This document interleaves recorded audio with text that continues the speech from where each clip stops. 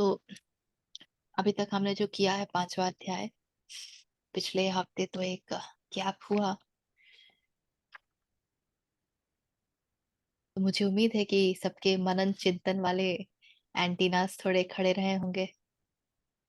तो कुछ है जो कोई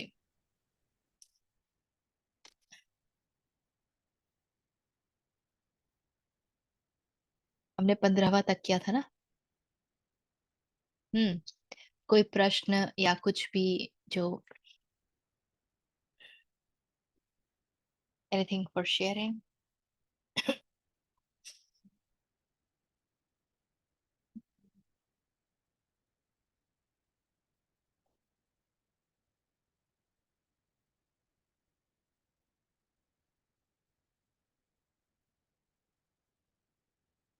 तो हमने देखा कृष्ण बहुत ही स्पष्ट रूप से ये बताते हैं कि संसार में जो कुछ भी चल रहा होता है उसमें उनकी कोई रुचि नहीं है। वो कुछ नहीं करते हैं।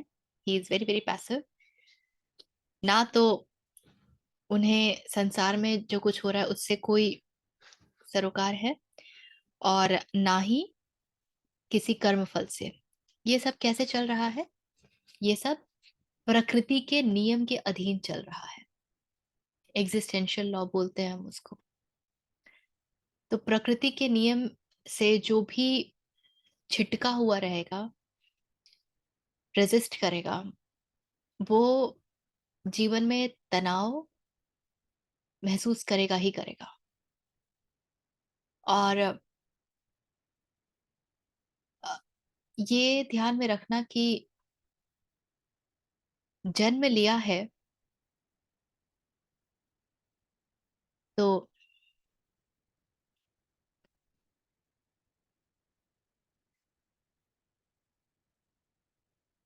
सुख और दुख, द्वैत का अनुभव कहीं नहीं जाएगा।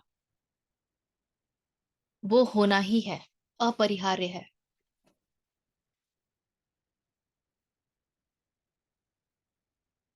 तो उससे किस प्रकार निकला जाए, अस्पर्शित रहा जाए, अनटच्ड रहा जाए, ये महत्वपूर्ण है। ठीक है, चलिए।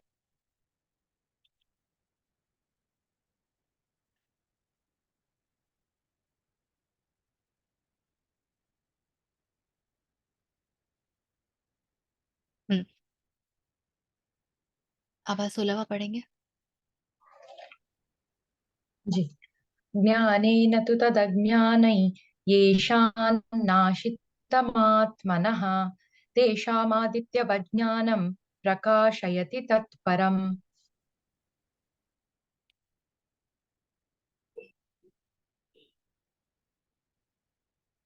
ज्ञानेन, ज्ञान से,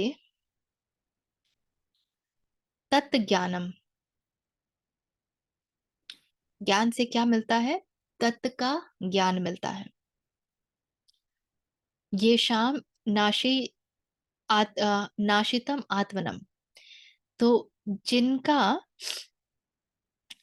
अज्ञान, ज्ञान, उसके ज्ञान से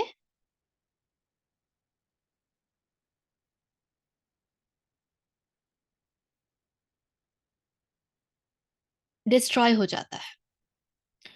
But those whose ignorance is destroyed by the knowledge of self, तेषाम आदित्य विज्ञानम प्रकाशयति तत्परम। तो उनका जो अ, ज्ञान है वो किस प्रकार प्रकाशमय होता है? उनका ज्ञान सूर्य की भांति प्रकाशमय होता है। प्रकाशमय होने से अर्थ है कि वो ब्रह्म को दिखाता है। So but whose ignorance is destroyed by the knowledge of self, that knowledge of theirs, like the sun, reveals the supreme ब्रह्म। परंतु जिनका वह अज्ञान परमात्मा के तत्व ज्ञान द्वारा नष्ट कर दिया गया है, उनका वह ज्ञान सूर्य के सदृश उस सच्चिदानंद घन परमात्मा को प्रकाशित कर देता है। वह अज्ञान, कौन सा अज्ञान जिसका विनाश होता है?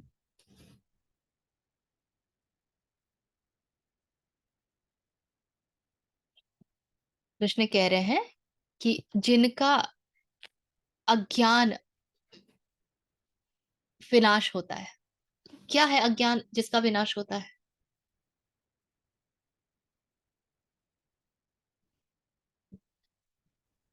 मैं देह हूँ।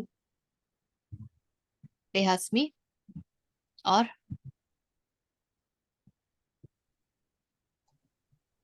मैं करता हूँ, अहंकार। बहुत बढ़िया। और Body, mind, ego, everything. Like, I'm not this mind, body, ego. और आगे बढ़िए, Beyond all अपने that. जीवन में उतरिए।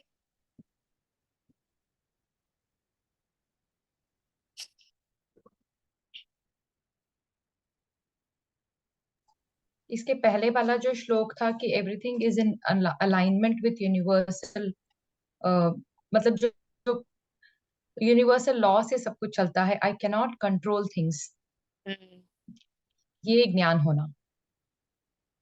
ठीक है। और क्या ज्ञान चाहिए?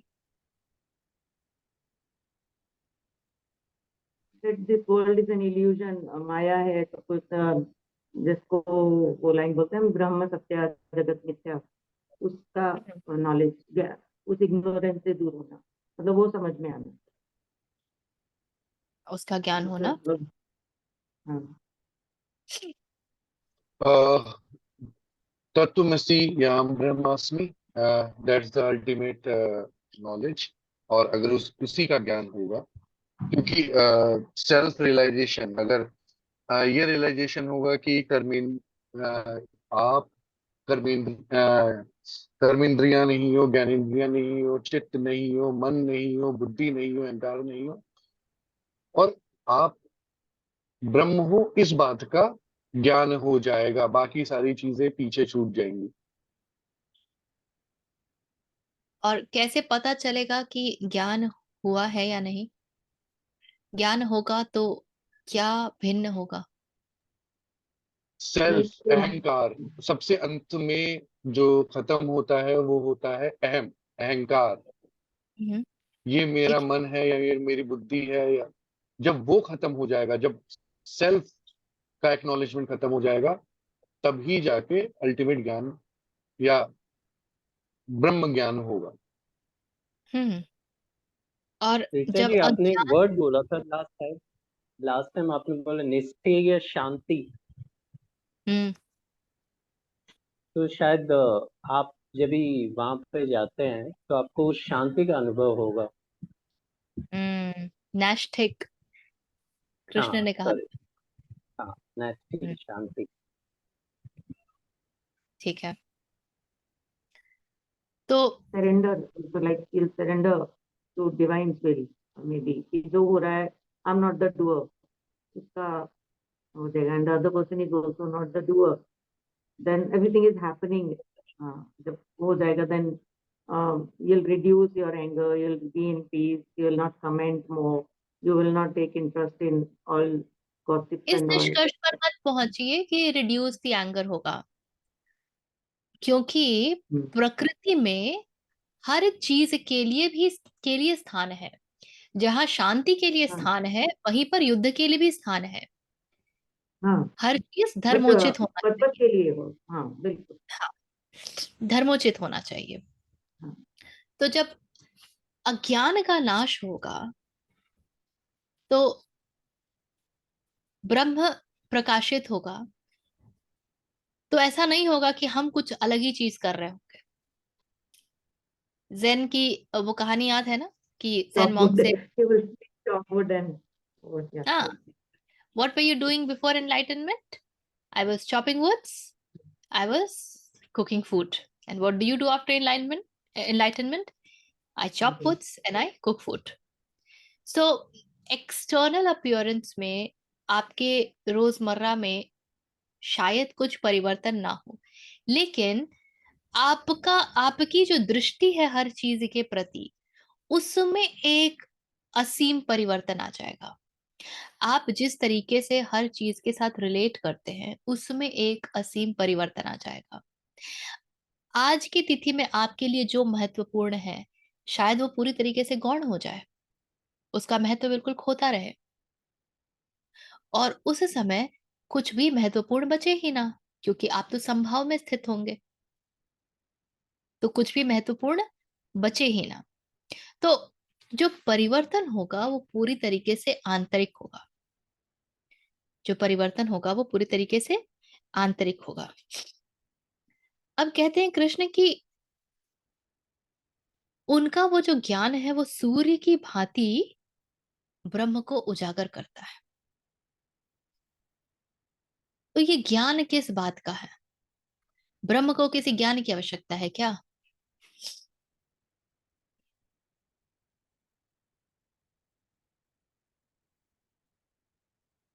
इंसान के लिए उस ज्ञान को उजागर करने की आवश्यकता है, ब्रह्म को उजागर करने की आवश्यकता तो नहीं है। ये तो उसके लिए उजागर होगा ना जिसके लिए वो ज्ञान है। सो कंटेक्स्ट इज डिफरेंट। हम्म। तो जब ब्रह्म रिवील होते हैं, जब आत्मन का पता चलता है, तो बस इतना होता है कि मैं हूं और मैं नहीं हूं। ये जो मैं जिसको अभी तक समझती थी कि हूं, वो नहीं है, इसका ज्ञान हो जाता है।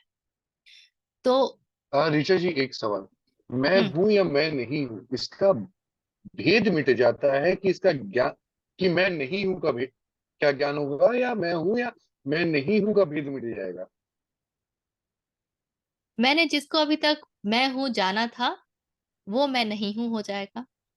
और हम्म। जिसका मुझे कुछ ज्ञान नहीं है कि मैं क्या हूं, वो स्वयं ही उजागर होगा। मगर आपकी स्टोरी ऑफ जेन की तरीके से पहले भी मैं खाना बना रहा था, अभी भी खाना बना रहा हूँ, तो मैं हूं या मैं नहीं हूं का भेद ही मिटेगा एक तरीके से। शायद, पता नहीं, मैं गलत ले रहा मैंने हूँ। जिसको अभी तक स्वयं को जाना था कि मैं क्या हूं, वो खत्म हो गया ना। हाँ। हाँ जी, भेद वो खत्म कहाँ हो गया। बचा? होने के लिए तो दो चीजों का होना आवश्यक है ना, अब तो एक बचा ही नहीं, तो भेद कहाँ बचा? तो भेद बचा ही नहीं। आप सर। ठीक है। जी।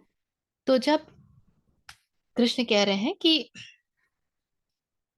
Ignorance is destroyed by the knowledge of self, तो जब आत्मज्ञान होता है तो जो भी हमारे जो माया होती है या जो कुछ भी हमें नहीं पता होता, इल्यूशन है, उन सब का नाश हो जाता है। और उसका जो ज्ञान है वो सूर्य की भांति प्रकाशवान होता है। सूर्य की भांति प्रकाशवान से क्या अर्थ है?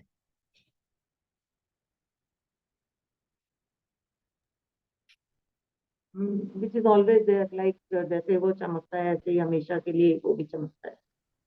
मतलब रोशनी, उसकी रोशनी में सब दिखता है, तो ऐसे उसके ज्ञान में सब दिखना शुरू होता है। Like that is absolutely. सूर्य का अर्थ सिर्फ इतना है कि सूर्य की रोशनी में कुछ भी ऐसा नहीं है जो छुप सकता है। प्रकाश जिस पर पड़ता है वो सब कुछ आपको दिख जाता है, आपको उसकी रियलिटी का पता चल जाता है। तो सूर्य की रोशनी से अर्थ इतना ही है कि आपको उसका उसका जो भी रियल नेचर है वो दिखने लगता है। और सेल्फ इल्यूमिन्ड भी है ना, you are not dependent on anybody else. आप हम्म। So self is तो illumined like sun. So sun is an example here. या तो सूर्य जैसा हो जाना मतलब the person is also self illumined. हाँ, that is so self illumined is now you can't be deluded in any way. ये कृष्ण ने पहले भी कहा था कि जब आत्मज्ञान हो जाता है तो अब तुम किसी भी प्रकार से डिल्यूड नहीं हो सकते हो, वापस इग्नोरेंस नहीं आ सकता है। So that is what he is again saying in a different way. So sun becomes very important and interesting क्योंकि सूर्य हमारे पूरे जीवन का स्रोत है। और सूर्य की प्रकाश हमारे लिए कितनी महत्वपूर्ण है ये हम सब जानते हैं। तो जब आत्मज्ञान है तो वो बिल्कुल वैसा है जैसा सूर्य है हमारे लिए, हर चीज को प्रकाशित कर देता है। और वो that is what is, how do I say, life giving नहीं बोलना चाहिए, क्योंकि now you are that is it. True nature, you can say, तो true nature दिखता है, ट्रू true नेचर दिखता है. nature दिखने लगता है. ये ऐसा प्रकाश है जहां पे अब आपको सबके भीतर का आत्मन दिखेगा. एक्सटर्नली कुछ भी हो, now you will be able to see Atman in everything. ये उसी तरीके से हुआ जैसे एक सांप और रस्सी क्या है नहीं पता ना। हम्म. तो अब जब सूर्य का प्रकाश पड़ेगा तो वो रस्सी थी या सांप था ये पता चल जाएगा। इसका मतलब ये है कि अब अटैचमेंट नहीं बचेगा, कोई भी चीज आपको अटैचमेंट नहीं बचेगा। ये आप चीजों से आकर्षित विकर्षित ये सब नहीं होंगे. द्वैत का खेल खत्म होता रहेगा, क्योंकि ये सब आपके सामने बिल्कुल स्पष्ट रूप होंगे. ठीक है ना. हम्म. तद्बुद्धयस्तदात्मानस्तन्निष्ठास्तत्परायणाः गच्छन्त्य पुनरावृत्तिं ज्ञाननिर्धूतकल्मषाः. बहुत सारी संधि आ गई है इसमें. तत्बुद्धयः, जिनकी बुद्धि एब्सॉर्ब्ड है तत् में, उसमें. तद आत्मनम, तद आत्मनः, जिनका सेल्फ या अहंकार या मैपन वो तत् में जाकर के विलीन हो गया हो या तत् में स्थित हो गया हो. तत्निष्ठा, जिनकी निष्ठा अब तत् में है. तत्परायण, जो उसी के द्वारा अब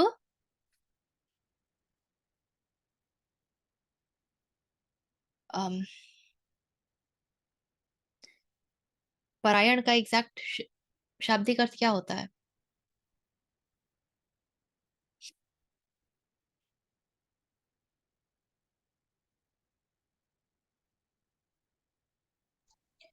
दिन रात उसी का ध्यान करते रहना. हाँ, उसी का, it's kind of consumed by that, it's kind हाँ. Of consumed by that.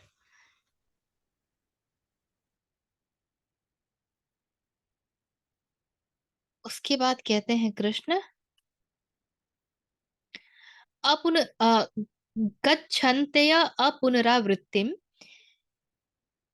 वो वापस नहीं आने के लिए चले जाते हैं, नॉन रिटर्नेबल. कौन? ज्ञान निर्धूत कल कलमशः, जिनका जो क्लेश है, जिनका जो इम्प्योरिटीज है, वो सब ज्ञान से धुल गया हो. तो अर्थ किया है, those who have their intellect absorbed in that, whose self is that, whose steadfastness is in that, whose consummation is that, their impurities cleansed by knowledge, they attain to non-return. जिनका मन तद्रूप हो रहा है, जिनकी बुद्धि तद्रूप हो रही है, और सच्चिदानंद घन परमात्मा में ही जिनकी निरंतर एक ही भाव से स्थित है, ऐसे तत्परायण पुरुष ज्ञान के द्वारा पापरहित होकर अपुनरावृत्ति को अर्थात परम गति को प्राप्त होते हैं.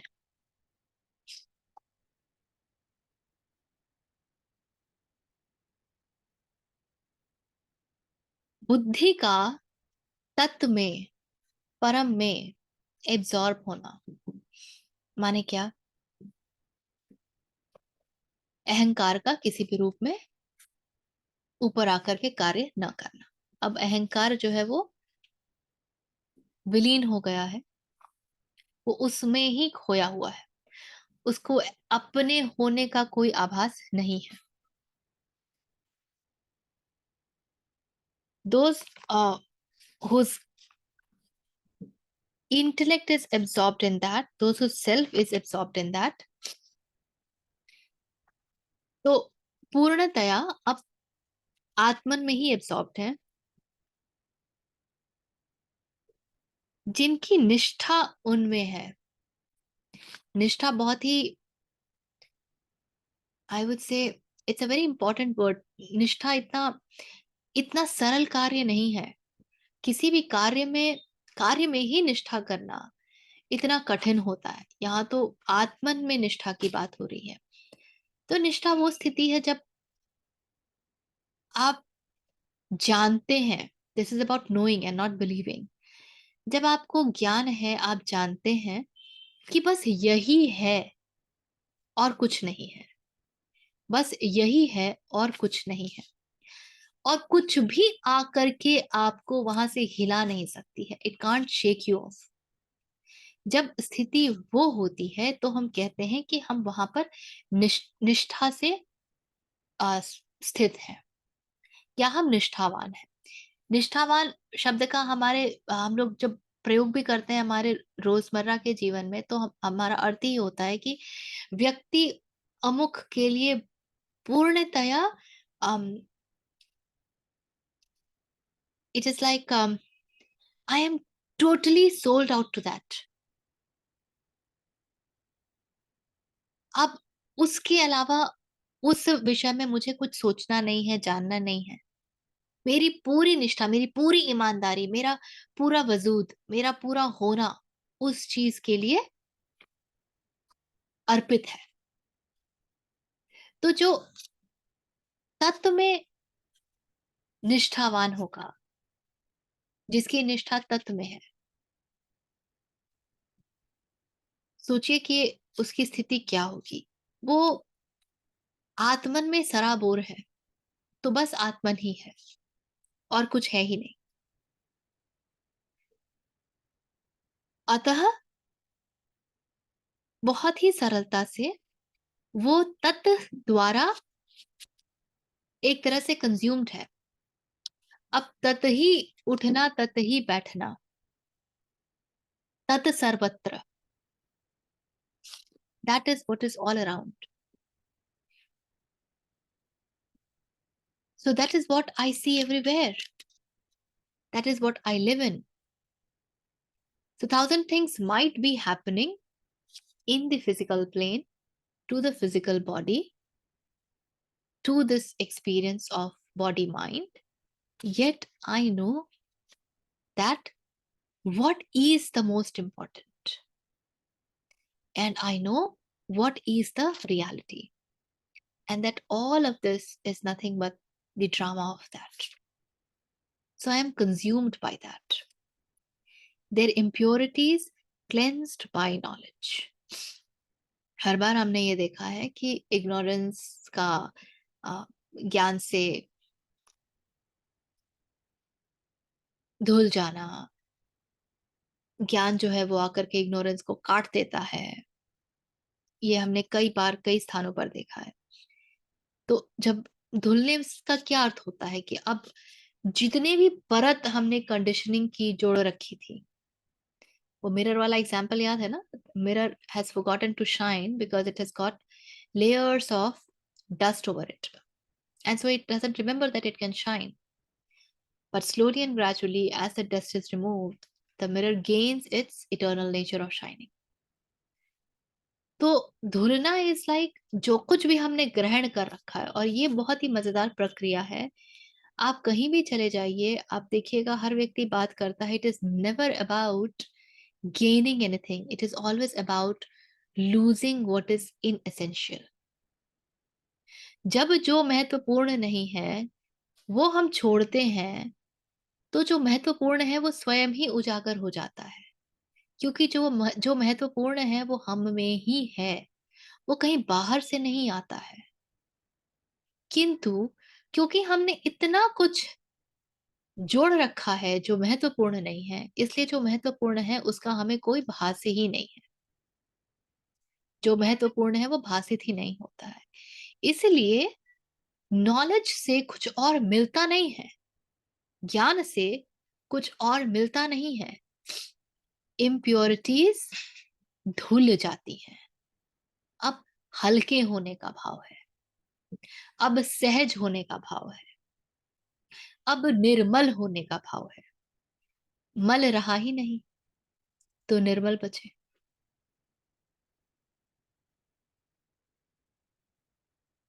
और ये सब साथ में होना चाहिए। सिर्फ बुद्धि वहां जाके बैठी हुई है और बहुत सारा कचरा अभी है तो नहीं काम चलेगा। कचरा साफ हो गया है किंतु बुद्धि तत्व में नहीं स्थित है तो भी काम नहीं चलेगा। कचरा साफ हो गया है किंतु उसका कोई ध्यान ही नहीं है तो भी काम नहीं चलेगा। ये सब कुछ साथ में होना चाहिए। Either one has to lead to it to the other. Ideally which should be the condition कि यदि एक होता है तो सब साथ ही हो जाते हैं। किंतु यदि नहीं हो रहा है, जो कि मनुष्य की स्थिति में कई बार होता है, हमारी बुद्धि विलक्षण होती है तो हमें तत्व का कोई ज्ञान नहीं होता है, तो हम खूब कुतर्क करते हैं। या हम निर्मल होते हैं तो हमारी बुद्धि ही जड़ होती है। जो मन से निर्मल होता है उसकी बुद्धि ही जड़ है। कई ऐसे इनोसेंट लोग मिलते हैं ना जो गधे होते हैं। So we are not talking about that. Krishna उनकी बात नहीं कर रहे। कृष्ण कह रहे हैं वो जिसकी बुद्धि भी निर्मल है और जिसकी मल धुल भी चुके हैं। तो ये सब कुछ, और वो पूरी तरीके से तत्व द्वारा ही चालित है। हर क्षण में, हर कण में तत्व का वास है। तत्व माने क्या? जो परम तत्व है उसको हम, ऋषियों ने कभी भी परम तत्व को नाम दिया है। वही ब्राह्मण बोलते हैं या श्रोत बोल लेते हैं, ये एक प्रकार के नाम भी है। और नहीं तो उसको यदि बिल्कुल, if you want to let it stay very pure, you simply say that. क्यों? क्योंकि दैट के साथ विशेषण जोड़ना बड़ा कठिन है। दैट के साथ इमेज जोड़ना बड़ा कठिन है। दैट बोले तो कैसी छवि बनेगी? और मन तो छवियों में जीता है ना। हम तो कुछ भी बोलते हैं, हम तो असीम भी बोलते हैं तो हमारे पास एक छवि होती है जिसका बहुत दूर जाके कहीं पे एक सीमा हम बना लेते हैं। किंतु मन से तो हम असीम भी बोलते हैं तो हम एक सीमा खींच ही लेते हैं, चाहे वो बहुत दूर हो। मन, इसीलिए इसीलिए तुरिया बोलते हैं, क्योंकि दैट फोर्थ, तो fourth is just nothing, right? And the important thing is that, so that exactly. Fourth is that. स्थिति ये हो गई है कि तुरिया को भी इतना कोऑप्ट कर लिया गया है कि तुरियातीत शब्द आ गया। मन ऐसे करप्ट करता है चीजों को। इसीलिए बुद्ध ने सीधे कह दिया कि अनक्का, नो सेल्फ, कुछ है ही नहीं, जाओ ऐश करो। अब तुम किसके ऊपर कूदोगे? ये ब्रह्म ब्रह्म को इतना लोगों ने बर्बाद कर दिया कि अनक्का, अनिकता, नो सेल्फ, निर्वाण बुझ गए। कोई चमक वमक नहीं है, बुझ ही गए। सीधे वहां ला करके पटक दिया। और इसीलिए बुद्ध ईश्वर है कि नहीं ऐसे प्रश्नों का उत्तर कभी देते ही नहीं थे। ये प्रश्न पूछना उनसे वर्जित था। तो यदि मन के हाथ में दिया गया तो वो छवि को इतनी घनिष्ठ रूप से पकड़ता है और फिर उसके अंदर ही अपना मकान बना लेता है। तो इसीलिए तत्, अब तत् में क्या छवि बनाइएगा? तत् माने क्या? इसीलिए तत्। और जब ये सब कुछ एक साथ हो जाता है तो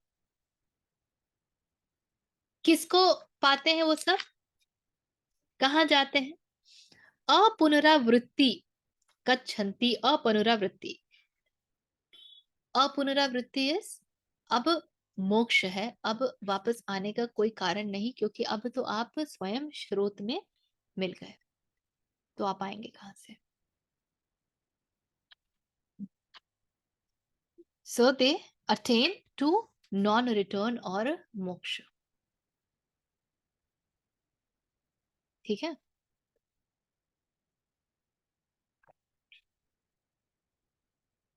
Anything that's arising?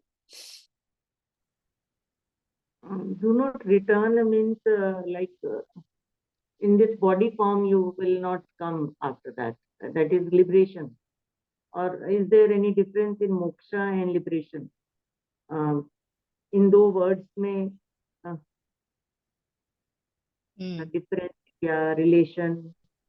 वृत्ति मतलब साइक्लिक टेंडेंसी, जो बार बार चीजें हों। वृत्ति मीन्स व्रत, सर्किल, साइक्लिक। सो साइक्लिक टेंडेंसीज जो हमारे अंदर है, जो बार बार हो रहा है, वो आप जन्म मरण भी ले सकते हो, वो आप किसी भी पर्याय में ले लो, उसका वो दोबारा ना होना, उससे बाहर निकल जाना। जन्म मृत्यु, दिन सुबह, खुद होना या ना होना। तो वृत्ति, जहां तक, पता नहीं, सॉरी, थोड़ा सा ज्यादा बोलता हूँ। नहीं, जो वृत्ति Habit. बार बार जो मैं पढ़ता हूँ, उसके जब भी वृत्ति ये शब्द आता है, तो जब भी मैंने बार बार पढ़ा है, उसका मतलब मुझे यही पता चला, साइक्लिक टेंडेंसी।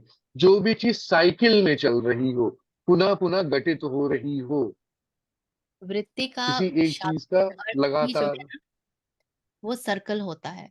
ज्योमेट्री में, हिंदी में जब पढ़ते हैं ना, तो वृत्ताकार कहते हैं ना, सर्कुलर। तो वृत्ति वृत्ताकार, वो है वृत्त। जो घूमती है, जो आती है जाती है और उसी चक्र में फंसी रहती है। तो जब यहाँ पे मोक्ष की बात हो रही है, स्टेट ऑफ नो रिटर्न की बात हो रही है, पुनरावृत्ति अब नहीं हो रही है, तो इसमें शरीर से कोई अर्थ नहीं है। शरीर होकर भी शरीर के तो का अपना प्रारब्ध है, वो तो लॉ ऑफ एग्जिस्टेंस के अधीन है ना, तो वो तो उसको काटेगा। किंतु कौन रिटर्न नहीं होगा? टेंडेंसीज रिटर्न नहीं होंगी, अहम वृत्ति रिटर्न नहीं होगी, मैं का भाव रिटर्न नहीं होगा, क्योंकि वो जाकर के अब परम में मिल गया है। तो शरीर के द्वारा जो कार्य होने हैं वो होंगे। ऋषियों ने जब वेदों की रचना की, किसी भी ऋषि ने वेद पे लिखा कि मैंने लिखा है, मैं रचयिता हूं? नहीं लिखा ना, क्योंकि वो, उनको अपौरुषेय कहा ही जाता है वेदों को, जो पुरुष से नहीं आया हो, जो एक बॉडी फॉर्म से नहीं आया है। क्यों? क्योंकि वो तो है, बस ऋषि वहां पहुंच गए जहां पर उनको रिवील हुआ है, वो रिवील रिवील हो हुआ गई। है, उनके लिए वो that was available to them, वो वहां पहुंच गए। तो जब उनके द्वारा वो आई, तो उसे वो अपना कैसे क्लेम कर लेंगे? उनका तो नहीं है ना, उनके द्वारा आई है। ठीक है। तो शरीर अपना कार्य करेगा, किंतु ये जो अहम वृत्ति है और इससे फिर जन्म लेती बाकी सारी वृत्तियां हैं, वो सब अब नहीं आएंगी, क्योंकि वही वृत्तियां तो इम्प्योरिटी है ना। और क्या इम्प्योरिटी होता है? जब कृष्ण कह रहे हैं कि ज्ञान निर्धूत कलमशा, तो ये इम्प्योरिटीज और क्या है जिनका, जो धुल जाती हैं? वृत्तियां ही तो धुलती हैं, वही तो सबसे मेजर इम्प्योरिटी है। वृत्ति धुल गई तो उसके आगे तो कुछ बचा ही नहीं। अर्जित कौन करता है? वृत्ति करती है ना, अहम वृत्ति करती है। स्वयं को करता जानने का भाव निकल गया। करता भाव किसको है? अहम वृत्ति को है ना। तब जब वो बचा ही नहीं, वो सब धुल गया, फिर आएगा क्या? So the state of no return is about living as per the existential law and being surrendered to that.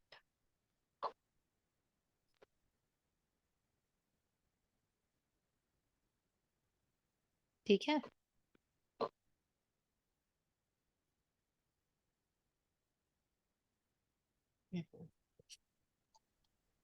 This one is a proverbial one. विद्या विनय संपन्ने ब्राह्मणे गविहस्तिनि शुनि चैव श्वपाके च पंडिता समदर्शिनः. विद्या विनय संपन्ने ब्राह्मणे गवि हस्तिनी. गवि इज इन अ काउ, गाय में. हस्तिनी इज हाथी में. शुनि च एव श्वपाके. श्व इज योर अच्छा, जो कुत्तों को पकाते हैं, खाते हैं. शुनि इज कुक्कुरः, डॉग्स. सो और पंडित, ये सब. और उसके आगे कहते हैं समदर्शिना. किसके लिए ये सब एक समान है? समदर्शिना इज एक से दिखते हैं. सम एक सा, दर्शिना इक्वल आई. किसको? विद्या विनय संपन्ने, जो जिसके पास विद्या और विनय दोनों हो. So the knower of self look with an equal eye on a Brahman endued with learning and humility. तो वो ब्राह्मण जिसके पास विद्या और विनय दोनों है, एक गाय, हाथी, डॉग और कुत्ते को काट के पका के खाने वाला भी, उन सब को जो जिसे आत्म साक्षात्कार हो गया हो, वो सबको एक ही दृष्टि से देखता है. अब ये हमारे जगत में तो बड़ा ही कंफ्यूजिंग और कंट्रोवर्शियल स्टेटमेंट है कि मैं ब्राह्मण को भी उसी नजर से देख लूं और कुत्ते को भी उसी नजर से देख लूं और हाथी को भी उसी नजर से देख लूं और उसे मार काट के खाने वाले को भी उसी नजर से देख लूं. सो ये डिफरेंट कैटेगरीज है. इट मीन्स सबके प्रति संभाव है. अब सब सृष्टि में तो इतनी वैरायटी है कि सब कुछ बोला नहीं जा सकता है, लिखा नहीं जा सकता है, किंतु दिस इज टू इंगित करने के लिए है. This is just to indicate कि सबके प्रति संभाव है. क्या अर्थ है इसका? कि जिसे ज्ञान हो जाता है वो सबके प्रति संभाव रखता है. तो आई रिमेम्बर उपनिषद गंगा का एक एपिसोड था जिसमें एक व्यक्ति जो है वो पढ़ रहा है, एक पंडित है जो ज्ञान अर्जित कर रहा है और उसे बताया गया है कि I am not the body and I am not the mind and everybody is in self. Her base आत्मन है. सो ही कम्स बैक एंड एक बार उसको एक हाथी ने अच्छे से पटक पुटुक दिया है और वो कराहता हुआ आया है. तो क्यों भाई? तो जब लोग कह रहे थे कि अरे भागो भागो, हाथी पगला गया है, हाथी पगला गया है, तो ये कहता है कि अरे उस हाथी में भी तो आत्मन है, तो वो आत्मन इस आत्मन को पहचान लेगा, तो उससे डरने की क्या आवश्यकता. सो सब महावत भी कह रहा है कि अरे भागो, हाथी पगला गया है. तो वो आकर के कहता है गुरु, वो हाथी में भी तो आत्मन है, तो वो क्या मेरे भीतर के आत्मन को नहीं पहचानेगा? इसलिए मैं वहां से भागा नहीं, पर हाथी ने तो मुझे पटक दिया. तो गुरु ने कहा, अरे तो आत्मन यदि हाथी में तो उस महावत में नहीं है क्या? तो जब उस महावत ने कहा हाथी पगला गया तो उसकी तो सुन लेते. So this does not mean that the tendencies of the form will go. सब एक समान है, इसका मतलब ये नहीं है कि हम कुत्ते के सामने डांस करें कि भाई आ काट ले मुझे. सब एक समान है का बस अर्थ इतना है कि सबके प्रति मेरी दृष्टि जो है वो तो करुणा और प्रेम की है, किंतु मुझे ये भी पता है कि उस रूप के जो अपने गुण धर्म है, वो रूप उसके साथ है, तो वो उसके अनुसार कार्य भी करेगा. So there is nothing to differentiate or create image or judge based on how anything looks, how anything behaves, etc., etc. किंतु मेरा जो अप्रोच है वो सबके प्रति एक सा है, और एक सा अप्रोच को लेकर के इस कंफ्यूजन में कभी मत आइएगा कि मैं सबको गले ही लगा रही हूँ, मुझे आवश्यकता है तो मैं किसी को थप्पड़ भी लगा सकती हूँ, क्योंकि ज्ञान में जो एक्शन है वो स्पॉन्टेनियस है, वो किसी पहले धारण किए हुए बिलीफ सिस्टम से नहीं आ रहे हैं, धारणाओं से नहीं आ रहे हैं, वो पूरी तरीके से अस्तित्व करते हैं, हर क्षण की आवश्यकता के अनुसार है, क्योंकि कर्म निष्काम है। तो एक सा दिखने का बस इतना ही अर्थ है कि I do not judge, I do not label, I have no adjectives for them. द्वैत का जो गेम है किसी के साथ वो खत्म हो गया है। अब मैं ये नहीं कहूंगी कि एक हाथी श्रेष्ठ है या कुत्ता श्रेष्ठ है या गाय श्रेष्ठ है, सबके अपने अपने कार्य हैं, या वो ब्राह्मण श्रेष्ठ है जिसे बहुत ज्ञान है और जो बहुत विनम्र है, सबके अपने अपने कार्य हैं और सबका अपना अपना अस्तित्व है, सबके अपने अपने गुण धर्म है।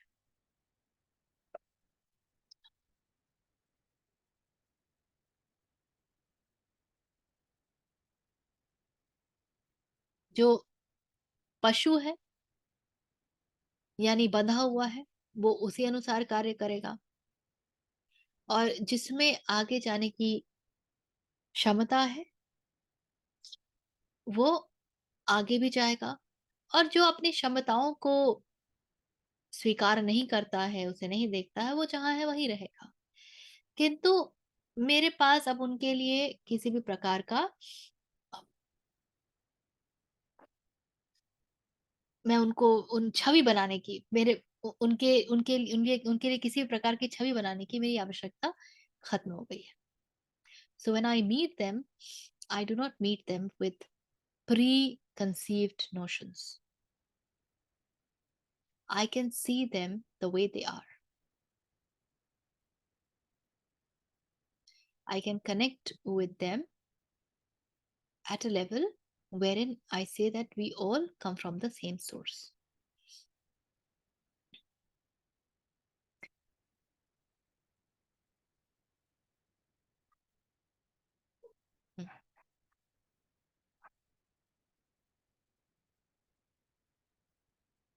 इसमें और कुछ है?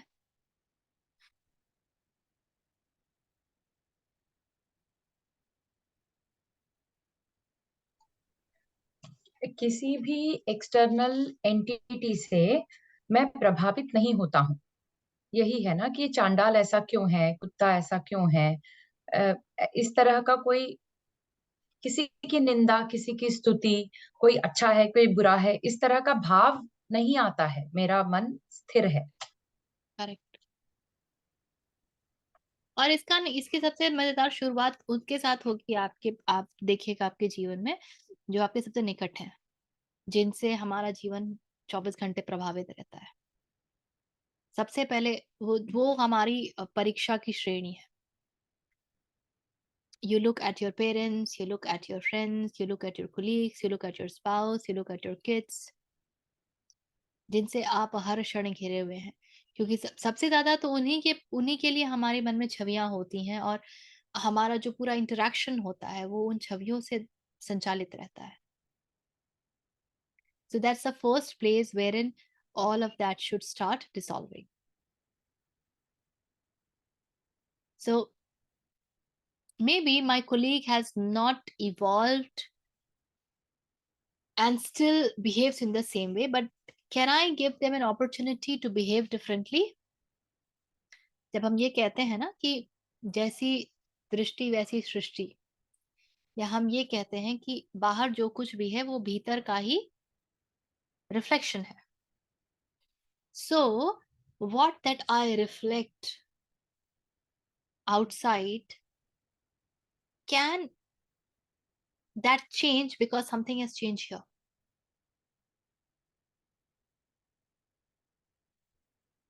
मेरे एक दो मित्र हैं जो नौकरियां बदल रहे हैं, और जब बदलते हैं तब स्थिति बहुत अच्छी रहती है, और फिर 3-4 महीने बाद जो पुरानी नौकरी में स्थिति थी वही आ जाती है.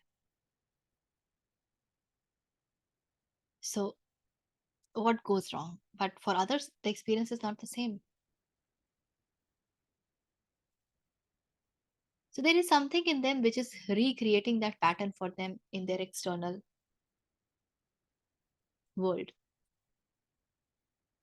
They are moving with the same belief systems. तो जब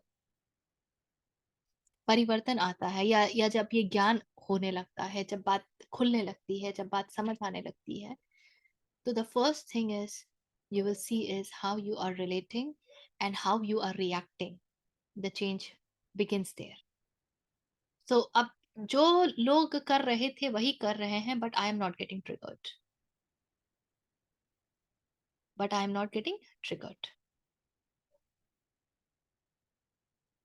और इसीलिए फिर वहां पे जैसे हम हर बार कहते हैं ना कि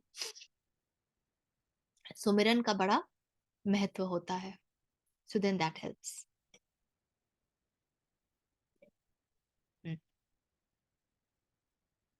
चलिए आगे बढ़ते हैं.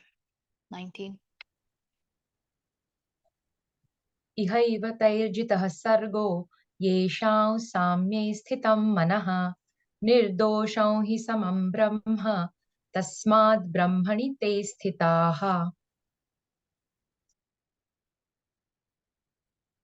इह एव तेर्जितः तै अर्जितः सर्गो येषां साम्ये स्थितं मनः निर्दोषं हि समं ब्रह्म तस्मात् ब्रह्माणि ते स्थिताः. The existence has been conquered by them, even in this world, whose mind rests in evenness, since Brahman is even and is without imperfection. Therefore, they indeed rest in Brahman.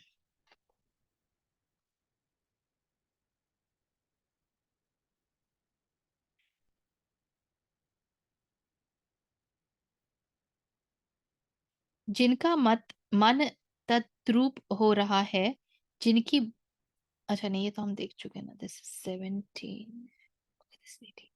वे ज्ञानी जन विद्या और विनय युक्त, ये भी हम देख चुके हैं. जिनका मन समभाव में स्थित है, उनके द्वारा इस जीवित अवस्था में ही संपूर्ण संसार जीत लिया गया है, क्योंकि सच्चिदानंद घन परमात्मा निर्दोष और सम है. इससे वे सच्चिदानंद घन परमात्मा में ही स्थित हैं.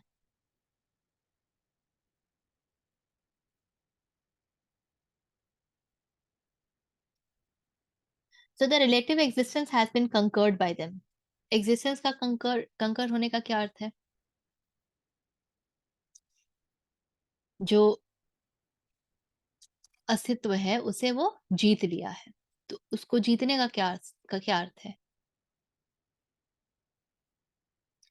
अस्तित्व को जीतने का अर्थ है, सबसे पहले अस्तित्व है हमारा शरीर, हमारी इंद्रियां, हमारी कर्मेंद्रियां. तो वहां से बात शुरू होती है.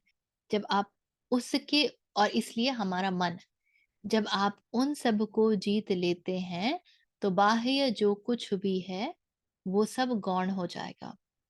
तो relative existence has been concerned by them. और यही सब कुछ जो है, किसी भी प्रकार का रिलेटिव एग्जिस्टेंस, विच इज अभी ये है, कल ये है, the change that is happening, relative is changes that's happening. तो ऐसा व्यक्ति इस संसार में समभाव में स्थित हो जाता है. इवन इन दिस वर्ल्ड उसका मन भी समभाव में स्थित हो जाता है, क्योंकि ब्राह्मण इज इवन, क्योंकि ब्राह्मण सम है और बिना किसी त्रुटि के है. एंड इज विदाउट इम्परफेक्शन, निर्दोष है, दोष रहित है. In the world of Atman, every kind of गुण इज कॉल्ड दोष। जैसे हम अपने रोजमर्रा के जीवन में दो शब्दों का प्रयोग करते हैं, गुण और अवगुण। तो कुछ गुण हैं जो हमारे लिए अच्छे हैं, जिनको हम अच्छा मानते हैं, और कुछ गुण हैं जिनको हम अवगुण की कैटेगरी में रखते हैं। वो गुण जो हमको सर्व नहीं करते, दैट विच डजंट सर्व अस। किंतु जब हम शास्त्रों के पास जाते हैं, जब हम ब्रह्म के पास जाते हैं, तो उस जगत में किसी भी प्रकार का गुण अवगुण ही कहलाता है। क्योंकि गुण का होना अर्थात गुण धर्म का होना अर्थात प्रकृति का होना, और आवश्यकता है गुणातीत होने की। तो निर्दोष होने का अर्थ है कि अब किसी भी प्रकार का गुण है ही नहीं, इसीलिए निर्दोष है। तो परमात्मा निर्दोष है और सम है, और इसलिए वो सब ब्रह्म में ही स्थापित है।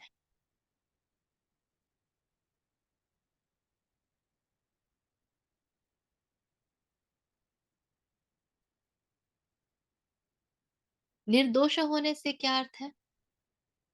अभी हमने जैसे डिस्कस किया कि गुणातीत हो जाना है। तो गुण भी किस में है? गुण भी परमात्मा में ही है, किंतु वो उसके आगे निकल चुका है, वो बियॉन्ड है। It doesn't mean not having, it is beyondness. इसमें कुछ है जो उभर के आ रहा है? ये स्पॉन्टेनिटी की तरफ जा रहा है ना, कि मेरा मेरा ये गुण है, मेरा ये गुणधर्म है। If I M strongly rooted in what ever मेरे प्रिंसिपल्स, मेरी वृत्तियां, तो मैं उस क्षण में जो निर्णय लेना है वो फ्रीली नहीं ले सकती हूँ। I am influenced by my वृत्तिस, और उस वैसा नहीं होना है। यू मे हैव गुण, बट तुम्हें उसके अधीन नहीं होना है। Look at the status of Your vrittis should not come in the way of making a. अब जब कृष्ण ये अर्जुन को बता रहे हैं, तो वो अर्जुन को बस इतना कहने का प्रयास कर रहे हैं कि तुम जिस कारण गांडीव रख रहे हो, जिस कारण इस युद्ध से भाग रहे हो, क्योंकि तुमको लगता है कि युद्ध में तुम अपनों को मार दोगे, तो ये जो तुम्हारे अपने पराये का भेद है, ये सम तो नहीं है, ये संभाव में स्थित होना तो नहीं है। तो जो श्रेष्ठ पुरुष है वो तभी श्रेष्ठ होता है जब वो ब्रह्म में स्थित होता है, और ब्रह्म में स्थित होने का अर्थ ही है सम में स्थित हो जाना, इक्वानिटी में स्थित हो जाना। मतलब प्रकृति जो वैरायटी है, उस सारी वैरायटी में वो कॉमन थ्रेड देख पाना। प्रकृति क्या है? प्रकृति तो डांस ऑफ वैरायटी है ना। But when you are able to see that common thread in that, तब आप सम में स्थापित हो सकते हैं। अन्यथा कुछ बड़ा और कुछ छोटा तो हमारे सामने हमेशा रहेगा, कुछ श्रेष्ठ और कुछ निकृष्ट हमारे समक्ष हमेशा रहेगा, कुछ ज्यादा महत्वपूर्ण कुछ कम महत्वपूर्ण हमारे समक्ष सदा रहेगा। तो महत्वपूर्ण क्या है?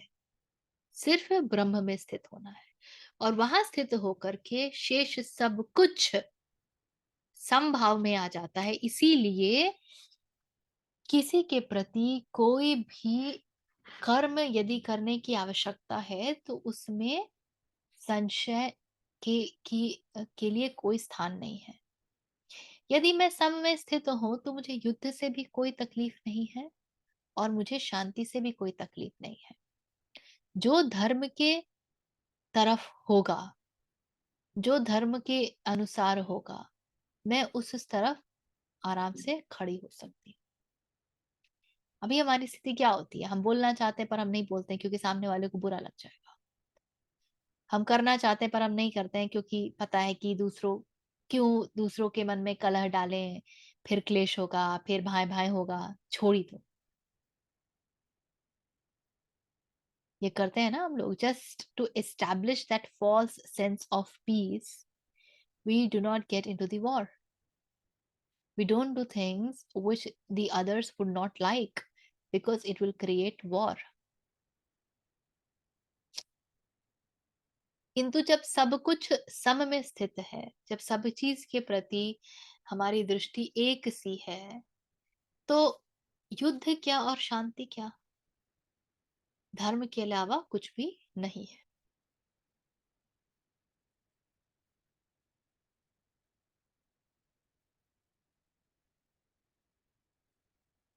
युद्ध की बड़ी आवश्यकता होती है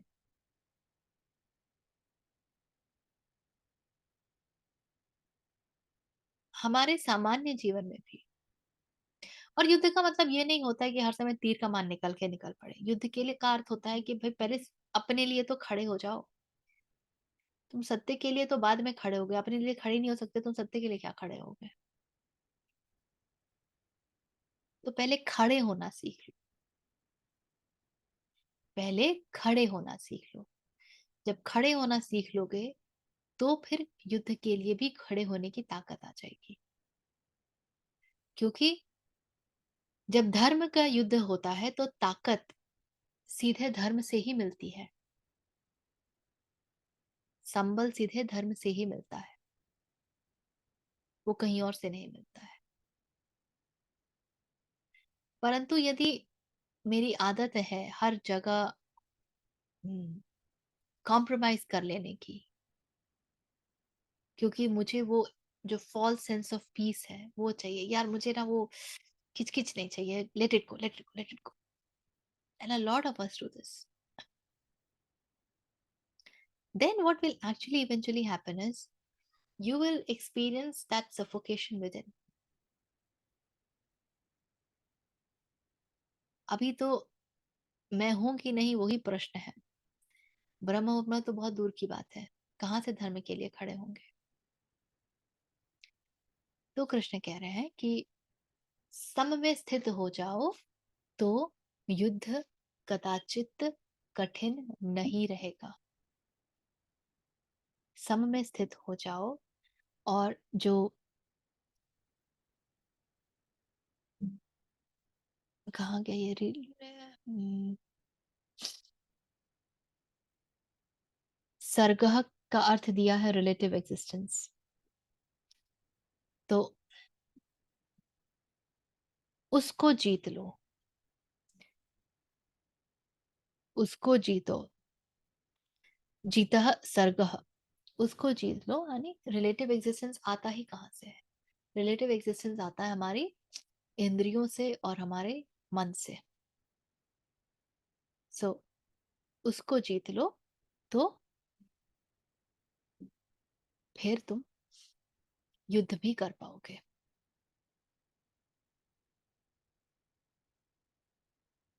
ठीक है।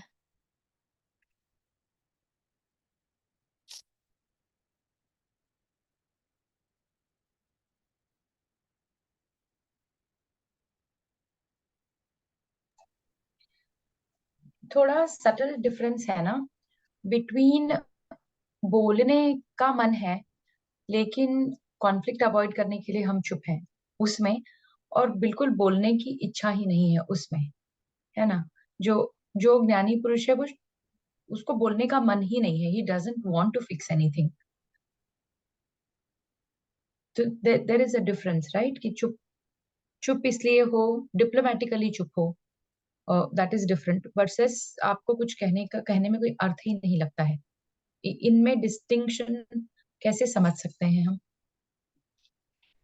कुछ कहने के लिए अर्थ नहीं लगता है वो तब होगा जब आप उस स्थान पर बैठे हो जहां पे आपको जीवन की निस्सारता, जो आपने संबंध बना रखे हैं, जिनको इतना महत्व दे रखा है, उनकी निस्सारता वो सब दिखती है।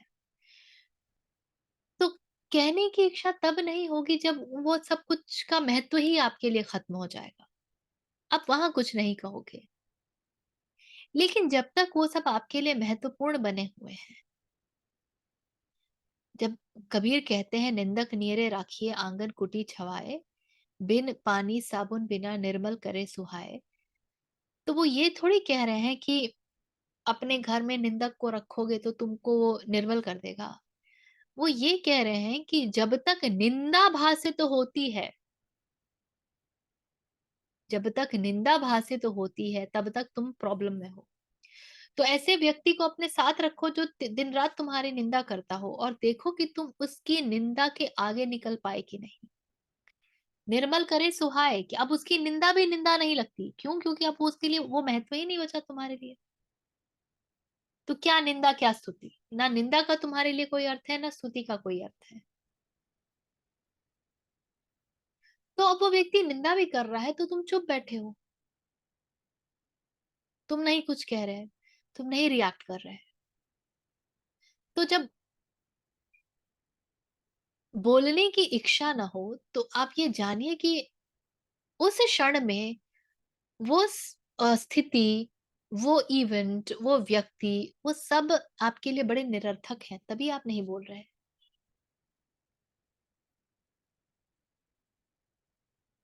और निरर्थक होना बहुत सुंदर बात है, क्योंकि निरर्थक होने का अर्थ है जो अर्थ ढूंढता है, यानी कि अहम, वो कहीं खत्म हो रहा है, तभी बात निरर्थक हो रही है। देखिए, अहंकार का जो है ना रिलेटिव एग्जिस्टेंस होता है। आप हैं तो मैं हूं, बच्चा है तो माता है, पिता है। बच्चा नहीं रहा तो ना माता पिता का एग्जिस्टेंस खत्म हो गया ना। सो अहम के साथ हमेशा एक रिलेटिव एग्जिस्टेंस की स्थिति बनती है। जब तक उस रिलेटिव एग्जिस्टेंस को आप वैल्यू देते हैं, महत्व देते हैं, तब तक उसको आप बचाने का प्रयास करते हैं। और जब तक उसको बचाने का प्रयास करेंगे, तब तक कुछ भी ऐसा हो जो कि उसके ऊपर किसी भी प्रकार का अटैक महसूस करे, तो आप रिएक्ट करेंगे। Then you will react. Every reaction sprouts from the feeling of being attacked. You have to see which identity is being attacked. You will have to see which identity is being attacked. अब वो निरर्थक हो गया, तो बहुत सीधी सी बात है कि वो आइडेंटिटी जो इतनी अटैक होती थी, वो आइडेंटिटी ही नहीं बची। मान लीजिए मेरा बच्चा कुछ कह रहा है और मुझे कुछ फर्क ही नहीं पड़ रहा, मैं मौन हूं, क्योंकि मुझे पता है कि इट्स ओके यार, ना उसकी बुद्धि है ना उसकी समझ है, और मुझे इससे कुछ अर्थ भी नहीं है। तो क्या उस क्षण मैं माता होने को बहुत वैल्यू कर रही हूँ? नहीं कर रही हूँ ना। अगर वैल्यू करूंगी तो ध्यान दूंगी, माता के साथ में जो डूज एंड डोंट्स है उसको निभाऊंगी। तो जब आपका मन शांत है कि क्या बोलूं इसको, तो इसका मतलब उसका महत्व खत्म हो रहा है। महत्व खत्म होने का अर्थ है कि अहंकार कहीं पर तो मौन हो रहा है, जो कि बहुत सुंदर बात है। और जब तक वो खड़ा है, तब तक आप सत्य के लिए भी खड़े हो पाए, उसके लिए आपके लिए आवश्यक है कि आप अपने लिए खड़े हो। मान लीजिए आप नहीं अपने लिए खड़े हो पाते हैं कि मुझे ये सत्र करना है, सत्र में बैठना है, तो आप सत्य के लिए भी कैसे खड़े होंगे?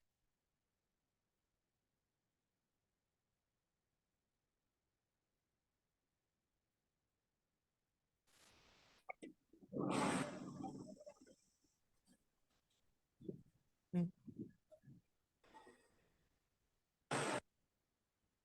यहाँ पे विराम दे।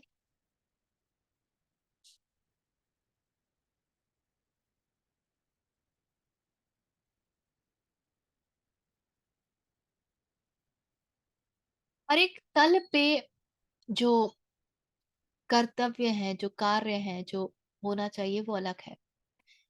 बहुत नीचे के तल पे आपको अपने लिए खड़े होना होगा, उससे ऊपर के तल पे आप खत्म हो जाएंगे, सत्य ही बचेगा। तो सत्य के साथ खड़े होना होगा। जो अभी एकदम नीचे है, वो सबसे नीचे से ऊपर के तल तक जा ही नहीं पाएगा। जो अभी एकदम नीचे है, वो अभी यहां से यहां तक जा ही नहीं पाएगा। तो बात तलों की है। जब मैं इसको ऐसे समझिए, मैं अभी कुछ नहीं हूं, मेरा कोई अस्तित्व नहीं है, हर कोई मुझे डोरमैट की तरह ट्रीट करता है, तो क्या मैं आत्मन में स्थित हूँ इसलिए ऐसा है? नहीं। अभी मैं डोरमैट की तरह ट्रीट होती हूँ क्योंकि मैंने अपने आप को भी वैल्यू करना नहीं सीखा है। तो मेरे लिए पहला कर्तव्य है कि मैं वहां उठूं, पहले तल तक आऊं जहां पर मैं अपने लिए खड़ी हो सकूं। यहाँ पर अब मेरे पास एक अस्तित्व है, एक आइडेंटिटी है, एक ईगो है। अब इसके आगे मुझे वहां जाना है जहां पे मेरा अस्तित्व फिर ना रहे। देखने में ये दोनों समदर्शी हैं कि नीचे भी मेरा कोई अस्तित्व नहीं था, ऊपर भी मेरा कोई अस्तित्व नहीं है। देखने में दोनों एक से लगेंगे, किंतु गुण अंतर जो है ना वो एकदम जीरो एंड इन्फिनिटी का है। यहाँ पे नीचे जो है मैं कुछ हुई नहीं। मेरा आत्मन से भी कोई लेना देना नहीं है, मेरा ब्रह्म से भी कोई लेना देना नहीं है, स्रोत से भी मेरा कोई सरोकार नहीं है। अभी तो मेरा रोटी कपड़ा मकान वाला स्थिति है। और यहाँ पर मैं कहती हूँ कि ये सब नगण्य है, खत्म हो गया। क्यों क्यों खत्म हो गया? क्योंकि ये सब रिलेटिव एग्जिस्टेंस है। ये सब एग्जिस्ट करते हैं क्योंकि मैं एग्जिस्ट करती हूँ। And so now because I do not exist, hence they do not exist, और आत्मन एग्जिस्ट। ये दोनों देखने में एक जैसे लगेंगे, लेकिन इनमें क्वालिटेटिवली जमीन आसमान का फर्क होगा। तो इस चीज से ना कंफ्यूज मत होइएगा कभी।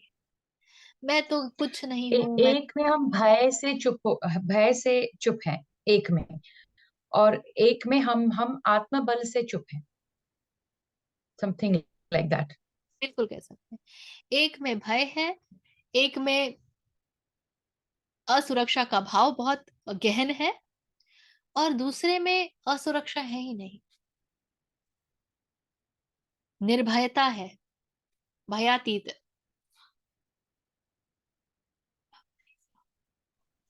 क्या और भी भाव नहीं है, जैसे करुणा हो गया, प्रेम हो गया, और भी जितने भाव हमारे कहीं और निकलते हैं? एक भय, जब आपने समझ लिया, आप मतलब आप ये समझ गए कि आप आत्मन हो, तो आप तो हम्म। भाव विहीन भी हो जाओगे ना। वो दूसरों के लिए भाव रहेगा, आपके लिए भाव नहीं रहेगा ना। भाव का फिर अपना एक स्थान है। और जैसे निष्काम कर्म होता है तो जहां आवश्यकता है वहां भाव भी आएंगे, किंतु आप भाव में बह नहीं जाएंगे। आप भाव को भी दृष्टा भाव से देख सकेंगे। भाव मेरा होगा दूसरे के प्रति। भाव मेरा होगा जब मैं आपसे रिलेट करती हूँ तो मैं करुणा से भी रिलेट कर सकती हूँ, प्रेम से भी रिलेट कर सकती हूँ, और क्रोध से भी रिलेट कर सकती हूँ, depending upon the situation, depending upon the need. तो वहां पे जाने का अर्थ ये नहीं है कि सारे भाव खत्म हो गए। अब मैं सारे भाव की स्वामी हूं। अब मैं सारे भाव की स्वामी हूं। अब मैं ये जैसे आप देखिए, एक बहुत टिपिकल कल्चर है हमारा, स्पेशली कॉर्पोरेट वर्ल्ड में। I am loving, I am this, I am that, वो 1000 आई एम का वो बनता है। They literally create a wheel circle. अब आई एम एवरीथिंग वाला कहानी है। If I am loving, I am also the one who can give you a तमाचा। If I am somebody who doesn't bother कि दूसरों के फटे में टांग नहीं अड़ाना है, तो मैं जब अड़ाऊंगी तो मैं ऐसा अड़ाऊंगी कि जिसका कोई हिसाब नहीं। क्योंकि अब मेरा जो केंद्र है जहां से मैं संचालित हूँ, वो आत्मन का है, वो प्रेम का है, वो स्रोत का है। वो किसी प्रकार की छवि का, अहंकार का नहीं है, आइडेंटिटी का नहीं है। तो भावों के ऊपर उठना भाव का खत्म होना नहीं है। ठीक है। तो भाव का स्वामी मतलब भाव पर टोटल कंट्रोल, कितनी करुणा, कितना प्यार, ये भी हो सकता है। I will not say control. Control. क्योंकि कितनी करुणा कितना स्वामी मीन्स भाव। कंट्रोल ना। स्वामी का मतलब होता है कि जो जितना आवश्यक है वो उतना जाएगा। I have total understanding of it. I don't need to control it. It only goes to the extent it needs. जहां जितनी करुणा की आवश्यकता है वो जाएगा, और मैं उसके साथ जुड़ के भाव विहल होकर के बह नहीं जाऊंगी।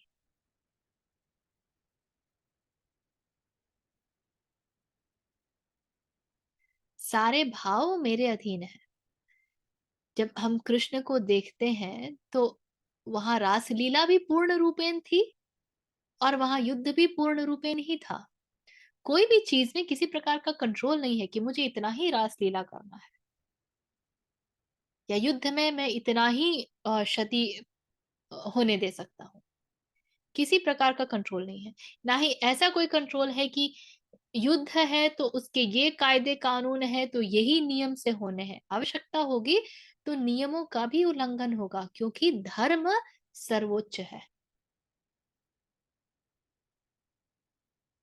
तो द गाइडिंग फोर्स इज धर्म, guiding force is nothing else.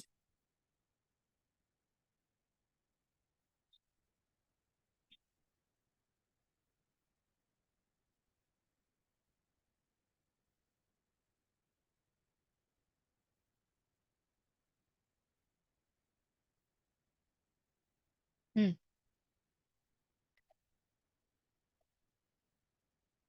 Anything else?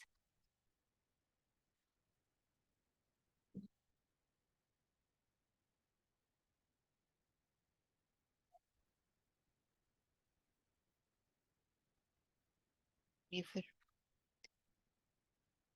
यहाँ विराम देते हैं। Sit straight, close your eyes, take a deep breath, chant along with Om Purnamadah Purnamidam Purnat Purnamudachyate Purnasya Purnamadaya Purnameva Avashishyate। Om Shanti Shanti Shanti।